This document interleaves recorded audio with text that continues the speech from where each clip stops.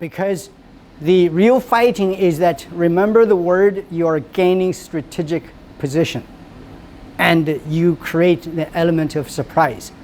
But if you're used to only demonstrating, never really hit your opponent, you'll never be able to hit your opponent. That's why a boxer is always hitting something. Otherwise, you just think, oh, I think it's there, but it's not there. So this is very important. What does that do in relation to our training? Is that you don't use speed, but you have to have accuracy, because speed cannot be controlled. Use speed, then you're hurting your partner. But accuracy is very important.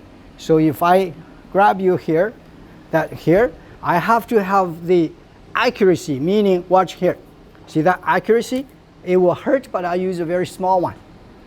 But if I just show, this will hurt, but I've never applied it. When I'm fighting you, I always forget, because the habit comes out, because you think that's it, but it's not it. You have to produce the result. So accuracy is very important. See, for example, here, when we are here, this is one, but if I miss that, I want to strike here, I have to touch his Adam's apple.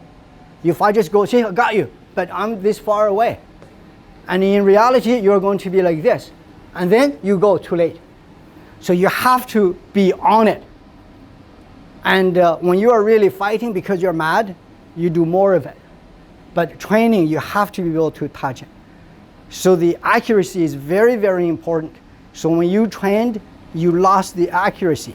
So this one here, for example, here, you just roughly went like this. It's the back, the 7-inch knife, cutting right behind the ear. This is the jugular. You have to be there. If you roughly go like this and show the idea, and in the future it's here. Your body remembers the pattern, precisely where you are going to land, it's going to be there.